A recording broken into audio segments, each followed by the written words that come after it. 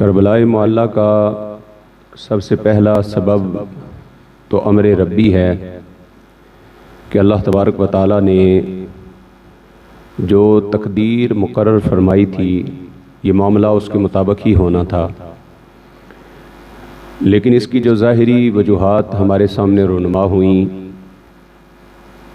उनमें सबसे पहली ये है हुज़ूर सल्लल्लाहु अलैहि वसल्लम की चची जान हज़रत सैयदा उम्मे फ़ज़ल रदी अल्लाह ताला अन्हा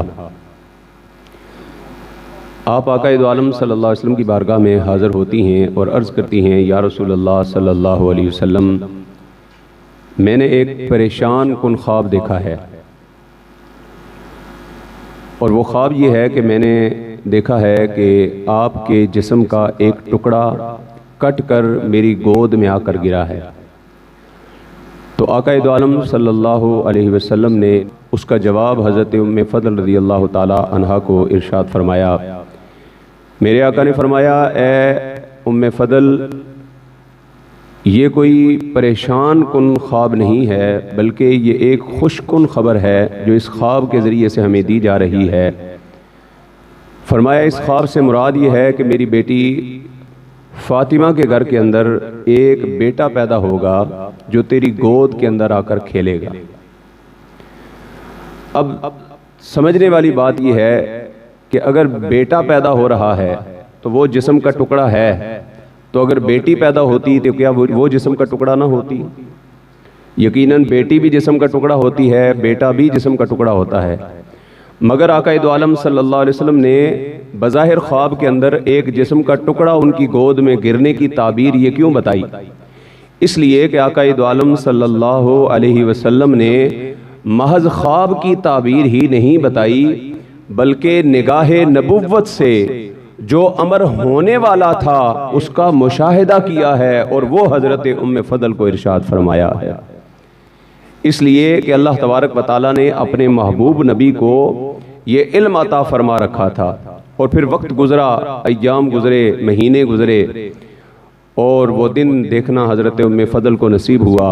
वो फरमाती हैं कि मैंने हज़रत इमाम हुसैन रदी अल्लाह ताला अन्हो की पैदाइश के बाद उनको गोद में लिया और लाकर आक़ाए दो आलम सल्लल्लाहु अलैहि वसल्लम की गोद में रखा। तो फरमाती हैं थोड़ी देर के बाद जब मैंने तवज्जो की तो मैं क्या देखती हूँ कि आक़ाए दो आलम सल्लल्लाहु अलैहि वसल्लम की आँखें अश्कबार हैं, हुज़ूर की आँखों से आंसू जारी हैं। फरमाती हैं कि मैं हैरान हो गई, अर्ज़ की, या रसूलल्लाह सल्लल्लाहु अलैहि वसल्लम, जब नवासा गोद के अंदर हो तो नाने तो बड़ी खुशी का इजहार किया करते हैं, तो आपकी आंखों से आंसू क्यों जारी हैं? हुजूर ने इरशाद फरमाया, ए उम्मे फ़ज़ल, अभी अभी मेरे पास जिब्रील अमीन आए थे और उन्होंने मुझे आकर यह ख़बर दी है कि या रसूलल्लाह सल्लल्लाहु अलैहि वसल्लम, एक वक्त आएगा कि आपकी उम्मत के कुछ लोग आपके इस नवासे को करबलाए मुअल्ला के अंदर बड़ी बेदर्दी के साथ शहीद कर देंगे। अल्लाहु अकबर। आक़ाए दो आलम सल्लल्लाहु अलैहि वसल्लम ने यह ख़बर सुनी और हुज़ूर सल्लल्लाहु अलैहि वसल्लम की आंखें अफसुर्दा हैं, हुज़ूर की आंखों से आंसू जारी हैं। मालूम हुआ शहादत हुसैन की ख़बर सुनकर, शहादत इमाम अली मकाम का वाक़या सुनकर, बात सुनकर आंखों से आंसू का जारी होना ये तो सुन्नत मुस्तफ़ा है। आंखों से आंसू का जारी होना ये सुन्नत मुस्तफ़ा है। इसलिए हमारे अहले सुन्नत के नज़दीक अहले बैत पाक का जिक्र करते हुए और बिलखुसूस शुहदाए करबला का जिक्र करते हुए अगर आंखों से आंसू जारी हो जाते हैं ये तो हमारे लिए ज़रिया निजात बन जाया करते हैं। इसलिए हम कहते हैं कि रोना गमे हुसैन में यूं काम आ गया, रोना गमे हुसैन में यूं काम आ गया, कौसर का मेरे हाथ में एक जाम आ गया। अरे कहते हैं लोग मुझको गुलामे अबू तुराब, कहते हैं लोग मुझको गुलामे अबू तुराब, अरे कंबर के साथियों में मेरा नाम आ गया। हज़रत इमाम हुसैन रदी अल्लाह ताला अन्हु की शहादत की खबर सुनकर आंखों से आंसू हुजूर के जारी हुए।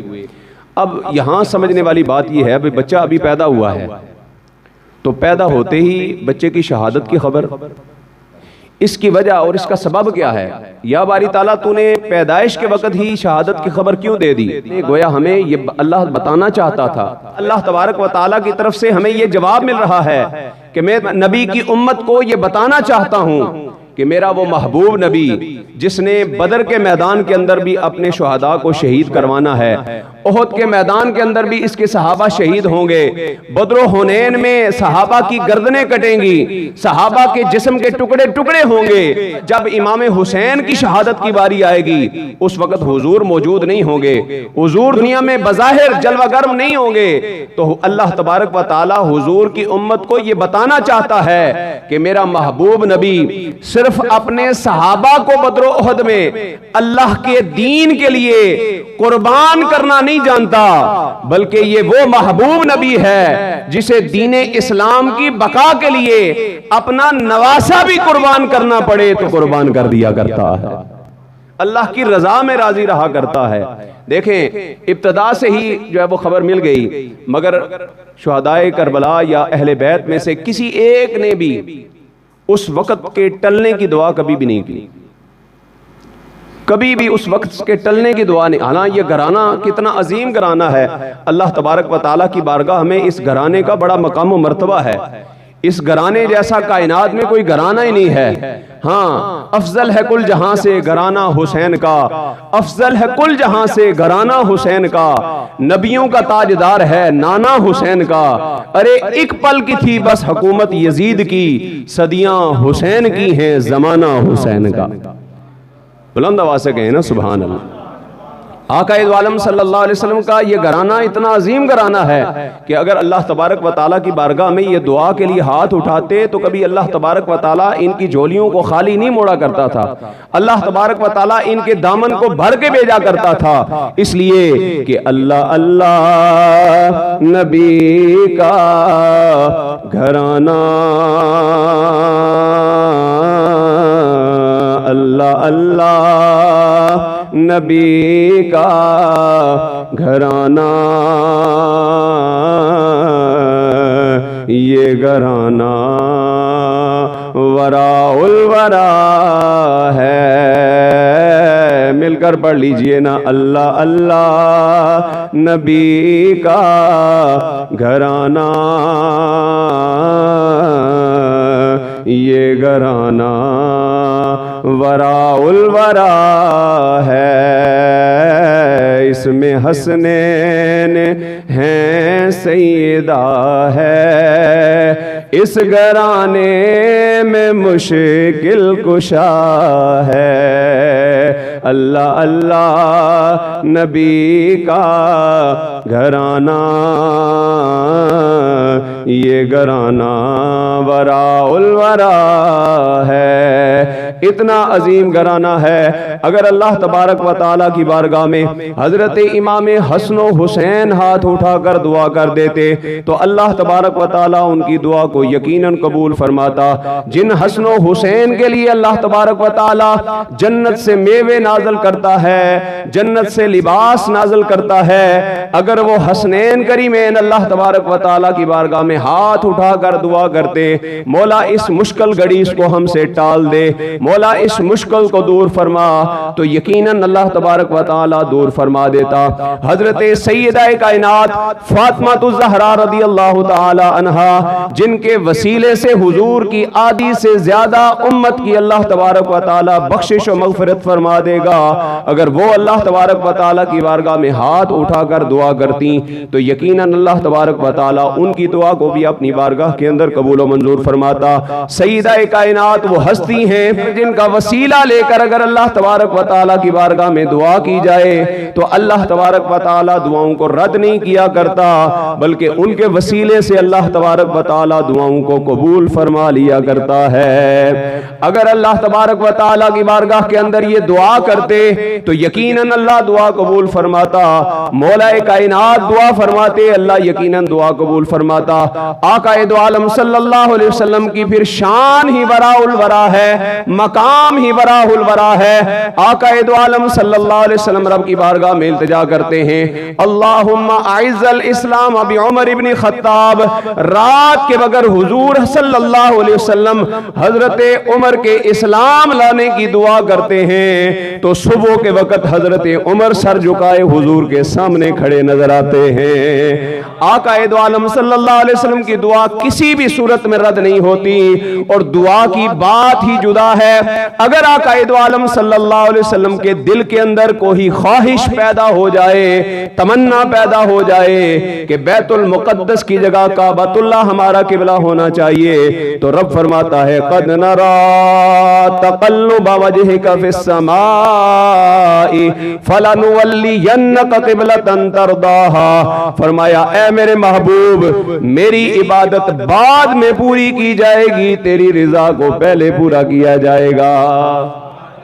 अगर आकाए दो आलम सल्लल्लाहु अलैहि वसल्लम अल्लाह तबारक व तआला की बारगाह में हाथ उठाकर दुआ करते हैं, ऐ अल्लाह हुसैन से इस मुसीबत को टाल दे, तो यकीनन अल्लाह तबारक व तआला उनकी दुआ को कबूल फरमाता। लेकिन कभी हुजूर सल्लल्लाहु अलैहि वसल्लम ने सारी जिंदगी एक बार भी ये दुआ नहीं की कि ऐ अल्लाह इस मुसीबत को टाल दे। जब भी आकाए दो आलम सल्लल्लाहु अलैहि वसल्लम ने हाथ उठाकर अल्लाह की बारगाह में दुआ की है तो बस एक ही दुआ की है, अल्लाहुम्मा आतिल हुसैन सब्रन व अजरा। ऐ अल्लाह मेरे हुसैन को सब्र भी अता फरमा और उस पर अजर भी अता फरमा। बुलंद आवाज से कहे ना यार सुभान। आकाए दो आलम सल्लल्लाहु अलैहि वसल्लम ने जब भी दुआ की है सब्र की दुआ की है, ऐ अल्लाह सब्र भी अता फरमा और अजर भी अता फरमा। अल्लाह तबारक व तआला के महबूब नबी दुआ करें तो क्या वो दुआ अल्लाह की बारगाह से रद्द हो सकती है? वो दुआ कभी अल्लाह की बारगाह से रद्द नहीं हो सकती। अब मुझे बताएं, हुजूर ने ये दुआ की थी या नहीं की थी कि अल्लाह हुसैन को सब्र अता फरमा? की थी। तो बताएं क्या हुसैन ने फिर सब्र किया होगा कि नहीं किया होगा? इमाम हुसैन जैसा सब्र कोई करके दिखा सकता है कि सामने नन्हे अली असगर का लाशा पड़ा हुआ हो, लेकिन फिर भी हुसैन की जुबान पर एक ही जुमला हो, अल्लाहुम्मा रज़न बि क़ज़ाइका व सब्रन अला बलाइका व तस्लीमन लि अम्रिका सुब्हान रब्बियल आला। मौला हुसैन, ये सारी कुर्बानियां तेरी बारगाह में देने के बाद तुझसे राजी है, मौला तू बता तू भी हुसैन से राजी हुआ है या नहीं हुआ? ये इमाम अली मुकाम का सब्र ही था। तो फिर ऐसे जुमले उनके लिए बोलना जिनसे उनकी बेसब्री जाहिर हो रही हो, क्या ये जायज है? मुझ पे क्यों बंद करते हो पानी, क्या मैं नबी का नवासा नहीं हूं? क्या ऐसा जुमला बेसब्री का इजहार नहीं कर रहा? हमारे नौजवान लगा के सुन रहे होते हैं। हालांकि मैं समझता हूं इसके अंदर तो तौहीन है हजरत इमाम हुसैन की। उन्होंने तो सब्र इस्तकामत का पहाड़ बन के दिखाया, सब्र इस्तकामत का दामन थामे रखा, और हम इस तरह के अंदाज में उनकी याद करें जिससे लगे कि शायद वो कुछ कर ही नहीं सकते थे। तो इस अंदाज में कलाम करना याज़ुर शरा बिल्कुल दुरुस्त नहीं है, उनके शायान शान है ही नहीं है। इसलिए हम कहते हैं कि कह दो मातमे हुसैन मनाने वालों से, कह दो मातमे हुसैन मनाने वालों से कि मोमिन कभी शुहदा का मातम नहीं करते। कह दो मातमे हुसैन मनाने वालों से मोमिन कभी शुहदा का मातम नहीं करते। है इश्क अपनी जान से भी ज्यादा आले रसूल से, यूं सरेआम हम उनका तमाशा नहीं करते। अरे पीटे वो जो मुनकिर हैं शहादत हुसैन के, पीटे वो जो मुनकिर हैं शहादत हुसैन के, हम जिंदा ओ जावेद का मातम नहीं करते। जिनको अल्लाह ने अबदी हयात अता कर दी हो उनके बारे में हम ऐसा कोई रवैया अख्तियार नहीं करते, इसलिए कि अल्लाह ने उनको अबदी जिंदगी अता फरमा दी है, हमेशा हमेशा वाली जिंदगी अता फरमा दी है। और उनकी सीरत, उनकी इस्तकामत ये हमें बताती है कि अल्लाह तबारक व तआला की रिजा में वो किस कदर राजी रहे हैं। तो ये अंदाज क्रिएट करके इस अंदाज में उनका जिक्र करना ये अहले बैत के शायान शान नहीं है। और ऐसा नहीं है कि वो कुछ कर ना सकते हों, वो तो हफ्ते अकलीम के मालिक थे। अल्लाह तबारक व तआला ने उनको हर किस्म का इख्तियार अता फरमाया था, मगर मियां मोहम्मद बख्श आरफ खड़ी रहमतुल्लाह ताला अलैह ने एक जुमले के अंदर गोया समंदर को कूजे में बंद करके रख दिया कि कुव्वत होने जोर न लाया बैठे मन रजाई, कुव्वत होने जोर न लाया बैठे मन रजाई, और दुनिया तू प्यासे टुर गए दीन दुनी दे साई। कुव्वत थी, इख्तियार था, अगर चाहते तो इशारा करते, अल्लाह तबारक व तआला नहर फुरात का रुख ही बदल देता, उनके खैमों की तरफ आ जाता। असल में अहले बैत की जो शानें हैं कुरान से वाज़ेह हैं, हदीस से वाज़ेह हैं, अल्लाह ताला ने खोल खोल कर उनकी शानें बयान कर दी हैं। तो इसलिए बेहतर यही है कि मुस्तनद ज़राए से जो अहले बैत की शानें हैं वही सुनी जाएं और उसके मुताबिक अपने अकायद व नज़रियात को मजबूत किया जाए।